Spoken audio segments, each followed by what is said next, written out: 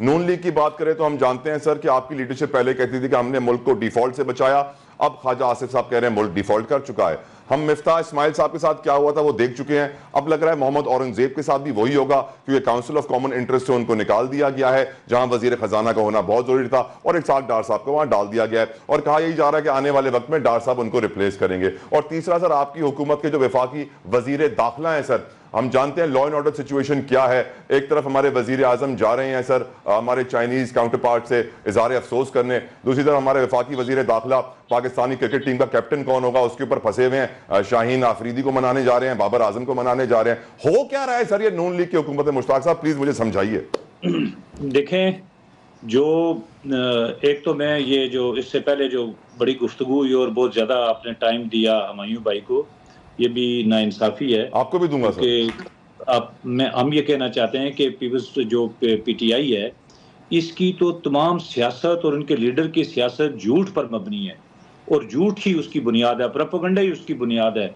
और वो इसलिए कि एक ही वक्त में आपने गोश हजारों लाखों जो है ना वो तो सर उस वक्त पहले मुश्ताक साहब जो पहले वजीर शहबाज शरीफ साहब जो कहते थे हमने डिफॉल्ट से बचाया, तो वो भी झूठ बोलते थे। ख्वाजा आसिफ साहब कहते थे हम डिफॉल्ट हो गए, तो आप लोग के अंदर भी झूठ है सर? जो सबसे बड़ी झूठ की बात तो ये है, जो अभी हमारे फाजिल दोस्त ने ये कहा कि जी बड़ी ग्रोथ हो रही थी पीटी, अल्लाह अल्लाह, ये एक ऐसा यानी मुल्क है जिसमें आपको झूठ बोलने पर भी कोई टोकता नहीं है कि यानी पीटीआई ने जिंदगी में कभी कोई परफॉर्मेंस की बात ही नहीं की।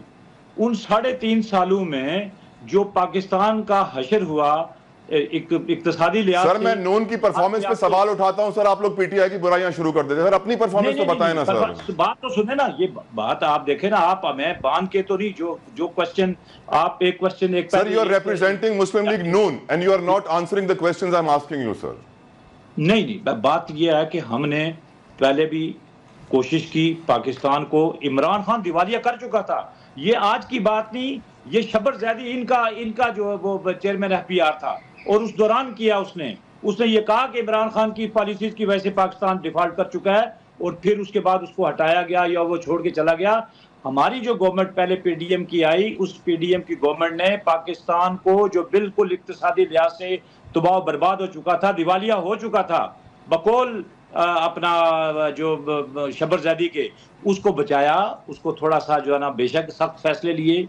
ये देखें ना, इससे बड़ा दिवालिया क्या हो सकता है कि आप IMF एक आलमी एक फोरम है जो आपको कर्जा देता है, आप उसके साथ एक एग्रीमेंट करते हैं, फिर उस एग्रीमेंट की रूह के खिलाफ आप उसको यानी उसको जो पेट्रोल की और ईंधन की कीमतें उसको कम कर देते हैं, सिर्फ सियासत के लिए कि पाकिस्तान की सियासत जो है ना वो मेरी बच जाए, पाकिस्तान डूब जाए। तो अब भी ऐसी बात नहीं है जो ख्वाजा आसिफ साहब भी कह रहे हैं, वो दर्द दिल के साथ, ये देखिए ये फिक्रों की बात नहीं है, ये दर्द दिल के साथ ये कह रहे हैं कि पाकिस्तान दिवालिया हो चुका था, उसको आहिस्ता आहिस्ता हमने ठीक किया, मजीद ठीक करने पड़ेंगे। और साथ अगली बात आप नहीं करते जो ख्वाजा आसिफ ने कही, उन्होंने कहा कि 2 साल के अंदर हम इंशाअल्लाह पाकिस्तान के लोगों को रिलीफ देना शुरू कर देंगे। उसके लिए आप हैं ना सर।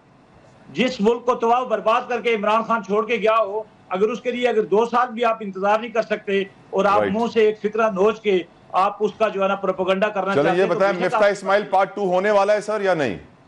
कोई ऐसी बात नहीं है। मिफ्ताह इस्माइल जो है ना वो भी आज भी हमारी पार्टी के साथ मुंसलिक हैं, और जो आप देखें ना ये एक टीम वर्क है ओवरऑल। बेशक वजीर खारजा जो है इसाक डार साहब है, लेकिन इसाक डार साहब की जो हमारी पाकिस्तान की इक्तिसादियात के हवाले से जो खिदमत है पार्टी के अंदर, जो वो हम समझते हैं कि जो पाकिस्तान की इकॉनमी को इसाक डार साहब बेहतर समझते हैं, लेकिन अगर एक वजीर खजाना आया इंशाल्लाह वो काम करेगा। हम पाकिस्तान, हमने ये नहीं है कि IMF के कहने पर वो कोई गवर्नर जो है ना स्टेट बैंक का बाहर से पकड़ के ले आए थे मिस्र से, आपको वो बाकर साहब का मेरे ख्याल में अंदाजा नहीं है। हमने तो एक पाकिस्तान की पॉलिटिकल फैमिली जो कि PMLN से मुंसलिक है, और उनके जो चचा हैं वो पिछले 8 इलेक्शन PMLN से लड़ चुके हैं कमालिया से, तो इसलिए हम उनको गैर सियासी नहीं समझते। इन्होंने तो IMF कहने पर स्टेट बैंक का गवर्नर जो है ना बाहर से उनके एजेंडे की तकमील के लिए लाया था। तो आज ये इनको ये बातें नहीं करनी चाहिए। कोई पार्ट 1 कोई मुश्ताक साहब थोड़ा सा इंतजार करें। पाकिस्तान वजीर दाखिला सर, वफाकी वजीर दाखिला क्रिकेट टीम की कप्तानी के लिए परेशान है सर, मुल्क के हालात के लिए नहीं सर, इसके ऊपर कोई ऐसी बात नहीं है जी, सारे काम बराबर, कोई क़यामत नहीं लगी हुई।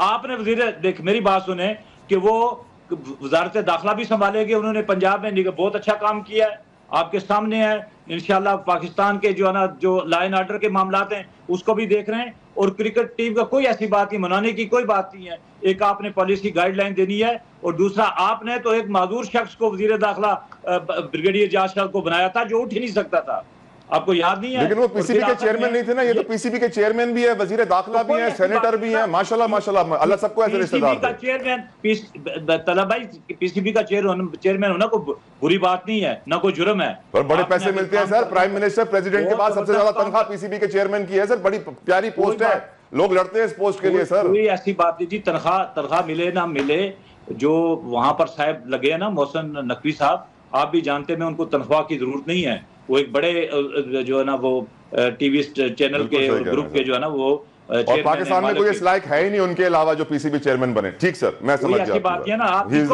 देखें, ये खास करके एक ज़हनियत है इस पाकिस्तान के अंदर के जो इमरान खान के और उसके जो पाकिस्तान के दुश्मन है उनके ऊपर सवाल नहीं उठाया जाता कि उन्होंने क्या क्या लगाया। मैं आपके सारे प्रोग्राम देखता रहा हूं, लेकिन पाकिस्तान को बचाने वालों के मतलब जिस जगह पर कोई पोस्ट लगाएंगे वहां पर एक दलाइल के अंबार उसके खिलाफ खड़ा कर देंगे। कोई ऐसी बात नहीं है। पीसीबी का चेयरमैन, पीसीबी भी सेट होगा, पाकिस्तान भी सेट होगा, लाइन ऑर्डर भी ठीक होगा, थोड़ा सा वक्त तो दें। आमीन आमीन, आपकी सारी बातों पे मैं आमीन कहता हूं, अल्लाह करे बिल्कुल ऐसा ही हो। मैं सर बड़ा इंपॉर्टेंट सवाल कादिर साहब आपसे आखिर में करना चाहता हूं। कादिर साहब, सिंध में हम जानते हैं पीपल्स पार्टी की हुकूमत कितने साल रही है सर, हर साल ही हम गंदम चोरी, गंदम बारिशों में जाया होने की खबर सुनते हैं। कादिर साहब, इस दफा जो खबर आई है कोई 322 करोड़ की गंदम चोरी हो गई है और अब हुकूमत दोबारा तैयारी कर रही है गंदम की खरीदारी की। सर क्या वजह है कि सिंध में बेहतरी, स्पेशली ये चोरी की बात जब भी आती है हम नहीं देख रहे कि बेहतरी आ रही है। डाकू भी चोरियां कर रहे हैं हाईवेज के ऊपर सर, गंदम भी सरकारी गोदामों से चोरी हो रही है, सरकारी अफसरान भी सर 5-5 अरब रुपए कैश निकाल के ले जाते हैं। क्यों सर निजाम बेहतर नहीं हो रहा? कादिर साहब, आपका क्या ओपिनियन है सर? मैंने साहब, मेरे पास जो कमेटी थी इफेक्टेड एम्प्लॉइज की पाकिस्तान भर की तमाम अदारे जो ना, उस कमेटी में मुलाजमीन के मसाइल में देख रहा था। और आज जो अदारे तबाह बर्बाद है ये सिर्फ और सिर्फ ब्यूरोक्रेसी की वजह से। ब्यूरोक्रेसी, मैंने कौमी असम्बली में भी ये सवाल उठाया था कि कोई भी प्रोजेक्ट होता है उसमें 40 से 45% रिश्वत लेता है ब्यूरोक्रेट, जिसको कमीशन का नाम देते हैं। और कहीं ना कहीं 1%, 5%, कोई MPA मैंने 5% लेता होगा कमीशन, और अगली हुकूमत में वो नेब और एंटी करप्शन के चक्कर लगाते हैं, और यही ब्यूरोक्रेट्स अगले हुक्मरानों के साथ फिर फिट होता है। तो भाई मैं आपके बात से एग्री करता हूँ, ये पूरा का पूरा ब्यूरोक्रेसी करप्ट है। मैं 100% नहीं कहूंगा, 99.9% एक आध अच्छे लोग होंगे, मैं सबकी बात नहीं करूँ, ये करप्ट है। इनकी अरबों रुपए की जायदाद है। इससे पहले भी मैंने असम्बली में मामला उठाया था। और फिर कादिर साहब, जो इन ब्यूरोक्रेटों को पकड़ने के लिए एंटी करप्शन के डिपार्टमेंट या नैब के डिपार्टमेंट है, वो तो उनसे भी ज्यादा करप्ट है। तो हम तो पता नहीं कहां रहते हैं सर, जंग भी बड़े करप्ट है। क्या करें सर? पीपल्स पार्टी कुछ तो करे सर, कुछ तो करे Peoples Party sir. Anti corruption जो ना, वो करप्शन से ज्यादा करप्ट है। और नेब की अलमिया ये है, मेरे एक सवाल कौमी असम्बली में, जब नेब के अफसरान की डिटेल आई तो उसमें 90% इंजीनियर्स थे। अब आप मुझे बताओ, इंक्वायरी इंजीनियर करेंगे, यहाँ तो कोई रिटायर्ड ऑफिसर, कोई लॉ ऑफिसर, कोई ये इस तरह के लॉ से मुतालिक जो लोग होंगे उनको करना चाहिए, वहां इंजीनियर भर्ती हुए। ये कौमी असेंबली की रिकॉर्ड की बात बता रहा हूं आपको। तो आप दुरुस्त कह रहे हैं कि जो करप्शन जिन अदारों ने रोकना था, एक अदारे का नाम आप भूल के FIA, वो भी इसमें मुलव्वस है। ठीक है, पुलिस तो है ही सारा बेड़ा गर्क। तो मैं ये समझ रहा हूँ कि सारा के सारा ब्यूरोक्रेसी जो ना वो करप्ट है।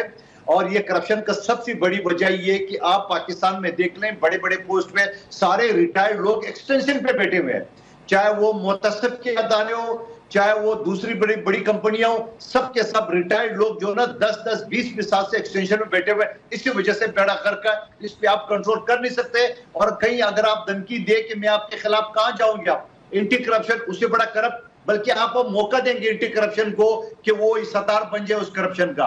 अगर आप नेब में दरखास्त देंगे तो वो नेब का फायदा कराएंगे कि उस करप्शन में वो सतार बन जाते। अगर आप FIA को दरखास्त दोगे तो आप उनको फायदा करा रहे हो, क्योंकि वो उनकी करप्शन में सतार बन जाते। ये आपका हाल है। Very well said sir. मैं सलाम पेश करता हूं कादिर खान मंदोखेल साहब आपको कि आपने सच और हक का साथ दिया है। अल्लाह ताला आपको हमेशा ऐसे रखे। हुमायूं साहब, कोई क्लोजिंग रिमार्क्स आप देना चाह रहे हैं शायद, तो प्लीज सर गो अहेड। हाँ जी, मैं सिर्फ एक बात करना चाहता हूँ कि कादर मंदोखेल साहब ने कहा था कि हम लोग प्रोपेगेंडा करते हैं। ये अगर वो इन 6 जजों का लेटर पढ़ ले, उसमें 6 पैरा जो है उसका सब क्लॉज 6 के अंदर उन्होंने लिखा हुआ है कि उन्होंने 16 मई 2023 में चीफ जस्टिस ऑफ पाकिस्तान के साथ उन्होंने मुलाकात की, उन्होंने प्यूनी जज के साथ मुलाकात की, उन्होंने ये अपने कंसर्न जाहिर किए। तो जब असल प्रॉब्लम ये होता है कि ये लोग पढ़ते नहीं हैं, उसके बाद ये लोग सारे वो करते हैं। नंबर 2, मैं आपको फिगर्स देता हूं 2022 की मैं फिगर देता हूं ये इकोनॉमिक सर्वे की। उसमें 6.1 जीडीपी, उसमें एक्सपोर्ट्स ग्रोथ 28.5, उसमें एग्रीकल्चर सेक्टर की ग्रोथ 4%, उसमें इंडस्ट्री सेक्टर की ग्रोथ 7.2%, उसमें सर्विस सेक्टर की growth 6.2%, IT increase 26.9%, electricity generation capacity increase 11%, large scale manufacturing 10.4%। मैं आपको एक और बात बता दूं, इनके आखिर में लार्ज स्केल इंडस्ट्री -17% के लॉस किया इन्होंने, 17% डिक्रीज किया large scale. Point taken Humayun साहब, झूठ बोलते आ रहे हैं और हमेशा झूठ बोलते। अखबार में पढ़ा था, हुमायूं साहब बता दें, अखबार का नाम भी बता दें। रही बात कराची की, आप पता कर ले कि ये आटा चोरी किसने किया, कच्चे के डाकुओं ने या पक्के के डाकुओं ने? कादर साहब ने सारा सच बोला है और मैं बड़ा सलाम पेश किया उन्होंने, बड़े दिल के साथ। उन्होंने कादर साहब आप कुछ कह रहे थे, मैं चाह रहा हूं आप जल्दी से कह ले, फिर मैं ब्रेक पे जाऊं। सर, मैं हुमायूं साहब की खिदमत में दोबारा अर्ज करूं, जो खत में जिक्र किए है वो इस्लामाबाद हाई कोर्ट की चीफ जस्टिस का जिक्र किया है।